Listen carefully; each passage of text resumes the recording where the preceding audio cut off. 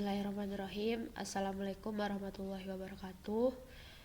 Saya Rahmayanti akan mempresentasikan tugas individu saya mengenai pemahaman materi Big Data Mining Analysis dengan nomor BP 2323210018 pada mata kuliah Big Data dengan dosen pengampu saya yaitu Prof. Dr. Sarjon David Eskom MKom.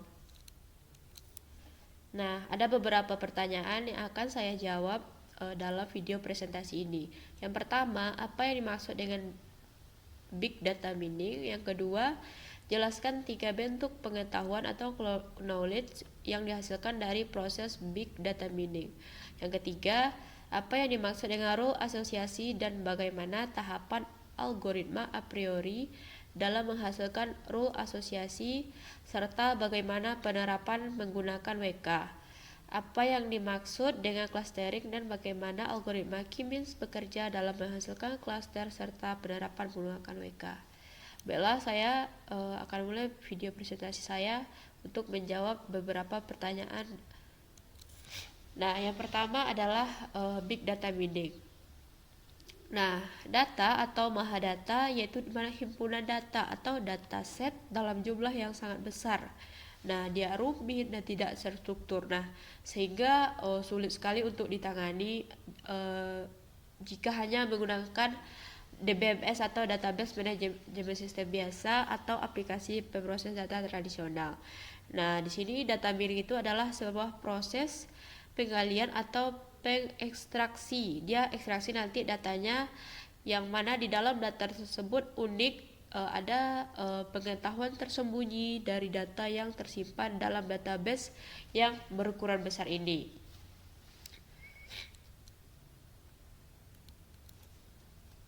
Nah, ada 3 bentuk pengetahuan atau knowledge yang dihasilkan dari proses Big Data Mining. Nah, yang pertama itu ada asosiasi. Nah, di mana bentuk asosiasi ini hubungan keterkaitan antar item dalam satu dataset yang sangat besar. Nah, asosiasi mining itu akan mencari pola bagaimana suatu item akan cenderung bersama item lainnya. Nah, contohnya paling umum adalah marketnya itu basket analisis. Nah, jika pelanggan membeli roti, mereka juga kemungkinan akan membeli mentega. Nah, dari pengetahuan ini, perusahaan bisa membuat strategi pemasaran seperti bundling produk atau promosi gabungan untuk market mereka. Nah, yang kedua ada klasifikasi. Nah, klasifikasi ini nanti akan menghasilkan pengetahuan berupa model atau aturan yang mengelompokkan satu data baru ke dalam kategori tertentu. Nah, ini tentunya melibatkan pelatihan model menggunakan data berlabel. Nah, lalu model digunakan untuk mengaplikasikan data baru. Nah, contohnya spam email gitu akan mengklasifikasikan nasabah bank sebagai layak kredit atau tidak layak kredit. Nah, yang ketiga itu ada clustering atau pengelompokan. Nah, clustering akan mengidentifikasi struktur alami data dengan mengelompokkan data berdasarkan kemiripan karakteristik tanpa label sebelumnya atau unsupervised learning. Nah, ini mengelompokkan memiliki sifat atau dia mirip sifatnya satu sama lain namun berbeda dari kelompok lain. Contohnya adalah segmentasi pelanggan dalam bisnis, mengelompokkan pelanggan berdasarkan perilaku belanja sehingga memiliki strategi pemasaran bisa lebih terarah. Nah, selanjutnya itu ada role asosiasi. Nah, di role asosiasi ini ada body, ada head, kemudian ada support dan confidence-nya. Nah, dimana yang di sebelah kanan ini sebagai interesting atau tidaknya nanti support dan confident ini adalah 2 nilai yang digunakan untuk mengevaluasi apakah rule asosiasi ini dikatakan menarik, interesting atau tidak. Nah, interesting atau tidaknya ini akan ditentukan oleh 2 nilai yaitu support dan confident ini. Nah, yang selanjutnya yaitu tahapan dari algoritma a priori dalam menghasilkan rule asosiasi. Nah, yang pertama itu atau langkah yang pertama adalah mencari frequent item set. Nah, di mana dia akan menghitung kombinasi item yang sering muncul bersama dalam transaksi. Kemudian hanya item yang memenuhi minimum support yang dipertahankan. kemudian dari frequent item set buat aturan jika maka, kemudian kita akan hitung confidence-nya, kita akan ukur seberapa kuat hubungan antara item dengan rumus confidence, dimana support A B, kemudian supportnya A. Nah, kita akan bandingkan dengan minimum confidence-nya nanti. Kemudian kita rule kan, hanya aturan dengan support dan confidence yang cukup tinggi diambil sebagai aturan asosiasi finalnya. Nah, selanjutnya penerapannya menggunakan WK. Nah, di sini kami mengambil contoh dari transaksi konsumen. Nah, transaksinya ada 1000, 2000, 3000, 4000. Nah, di mana itemnya ada A, B, C, AC, AD, dan BF. Nah, di A berarti transaksinya ada di 1000, 2000, dan 3000, sedangkan B ada di 1000 dan 4000. C ada di 1000, ada di 2000, kemudian item D ada di 3000, kemudian item E ada di 4000, F ada di 4000. Nah, seperti yang saya gambarkan seperti ini. Ini adalah item dari misalnya item A, B, C. Nah, ini saya beri label Y. Nah, kemudian untuk item A dan C ini kita kasihkan nilai Y tentang A dan C. Mungkin seperti itu. Kemudian kita open file. Saya menaruh file yang tadi di D. Semester 3. Saya taruh di sini. Tadi kita pilih ekstensinya ada CSV.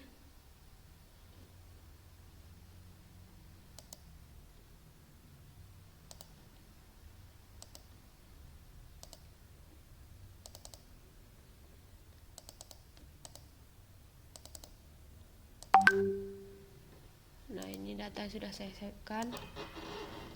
Nah, di sini data untuk kita akan cobakan untuk mengasosiasinya. Nah, di mana di sini ada 6 atribut, itu A, B, C, D, E, dan F.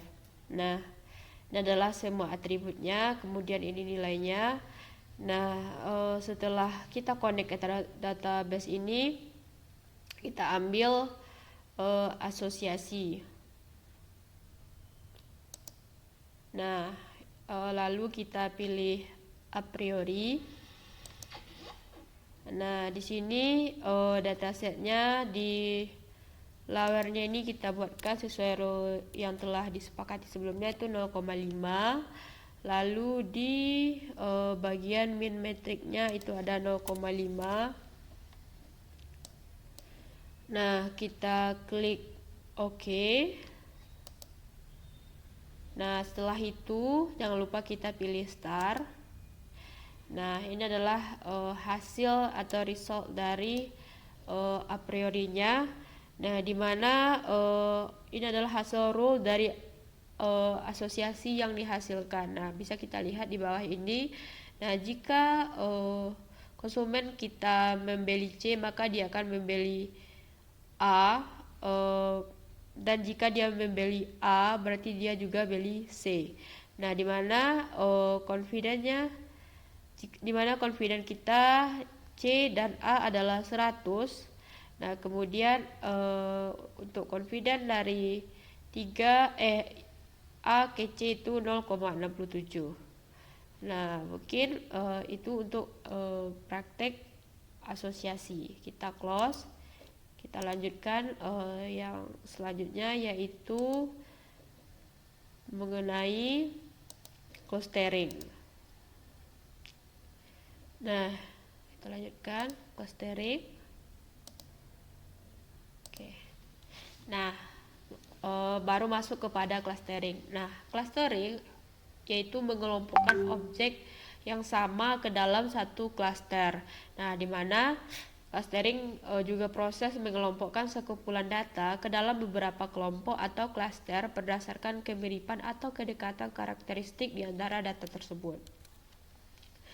Nah, ini adalah algoritma K-mean bekerja dalam menghasilkan cluster. Nah, ini adalah langkah-langkahnya. Nah, kita tentukan jumlah klasternya atau K. Nah, misalnya kita ingin membagi data menjadi 3 kelompok, maka K-nya 3. Kalau kita mau 2, berarti K-nya 2. Nah, kita pilih K-nya sentroid awal secara acak. Nah, ini adalah sentroid adalah titik pusat dari klaster tersebut. Kemudian kita assign data ke sentroid terdekat. Lalu setiap data dihitung jaraknya ke semua sentroid dan dimasukkan ke klaster dengan sentroid terdekat. Nah, kita pakai jarak Euclidean. Nah, kemudian hitung ulang posisi sentroidnya.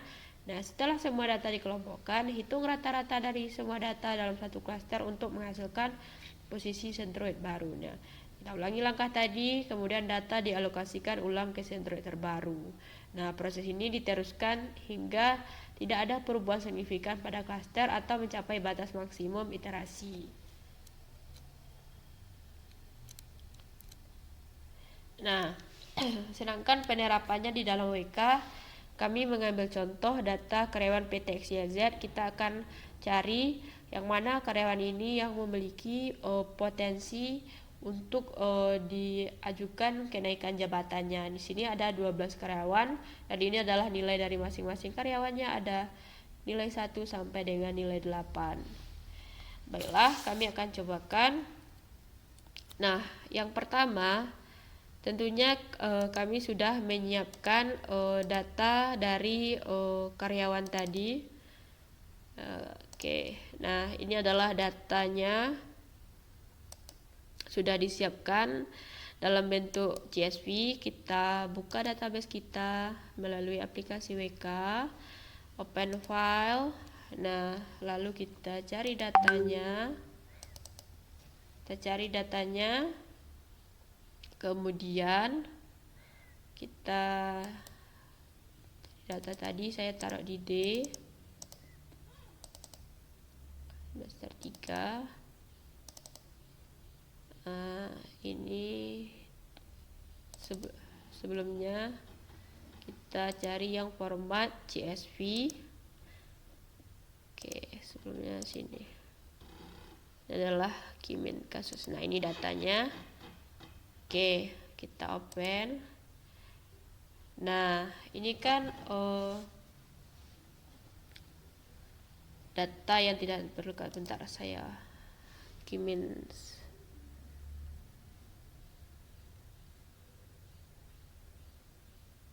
Oke, kita hapus dulu data yang tidak diperlukan, remove. Oke, nah kemudian kita pilih klaster. Sebelumnya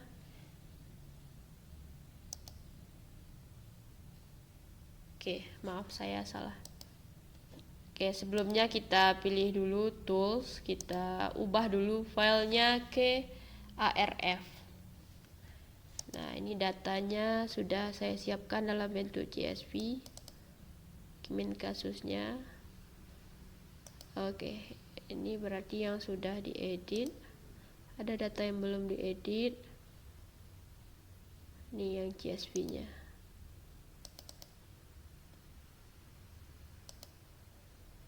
Ini. Nah, ini adalah datanya. Nah, ini adalah kita ubah ke dalam bentuk CSV. Nah, lalu kita open file, buka open. Nah, kemudian kita pilih data yang tadi. Ini kita buatkan. Kita cari dulu yang CSV 4.5.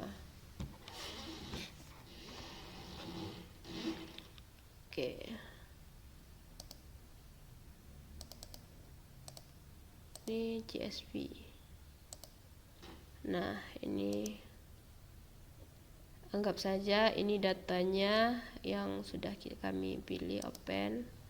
Nah, ini datanya ada semua, sudah ada datanya. Lalu kita pilih file, kita save as.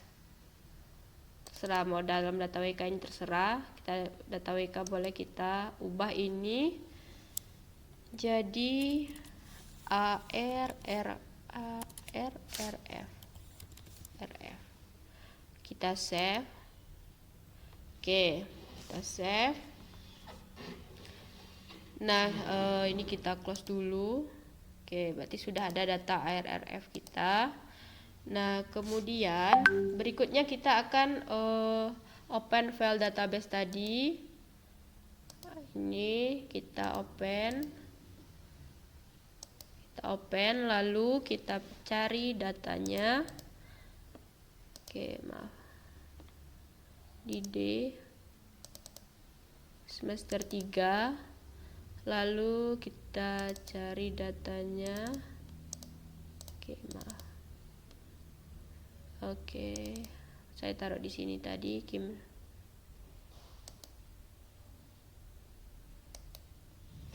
Ini tidak perlu lagi.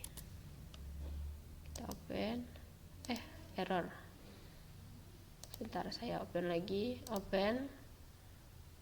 Ini open. Oke, ini yang sudah kita ubah tadi ke ARRF.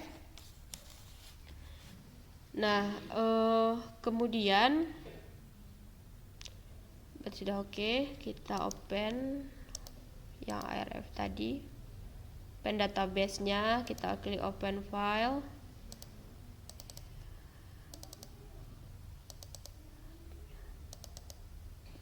Oke, maaf. Ini Kimin kasus ARRF. Nah, ini kan kita bersihkan dulu data yang tidak numerik, kita remove. Nah, setelah itu kita ambil cluster. Nah, kemudian choose ini jadi simple key means. Nah, simple key means. Nah, ini kita ubah menjadi 2. Num clusternya 2 sudah diubah. Oke. Kita klik OK. Lalu kita pilih start. Oke, ini ada 2 cluster sudah keluar hasilnya. Nah, kemudian ini kita visualisasikan. Nah, ini visualisasinya. Lalu kita pilih save. Oke. Kita save. Kita save ini. Kita buat hasil klasternya. Hasil cluster 2S karena sudah ada kemarin. Oke, kita close.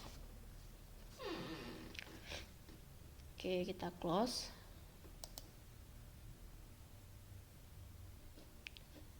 Oke, kita close. Kita open lagi. Kita pilih tools. Nah, lalu kita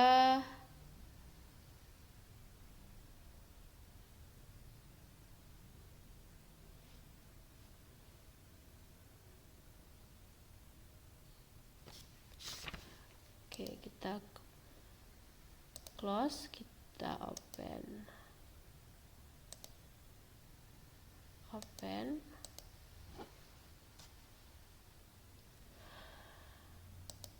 Kita open dulu yang tadi datanya.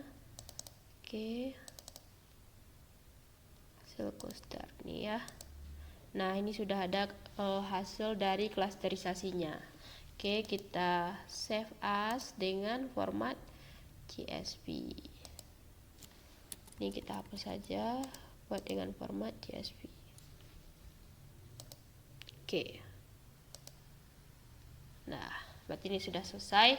Nah, lalu supaya dia berurutan, kita buka saja menggunakan spreadsheet. Nah, ini data yang sudah di cluster dalam bentuk spreadsheet. Nah, jadi ada 2 karyawan, yang nomor 3 sama nomor 5, yaitu Eka dan Putri, yang berpotensial untuk dinaikkan jabatannya. Nah, selanjutnya kita akan lanjutkan. Nah, dapat kita simpulkan bahwa dengan klaster kita bisa untuk melihat yang mana karyawan yang akan berpotensial dinaikkan jabatannya. Baik, kami telah selesai mendemonstrasikan. Terima kasih. Mungkin itu saja yang dapat kami sampaikan. Mohon maaf jika ada kesalahan dalam penyampaian atau praktik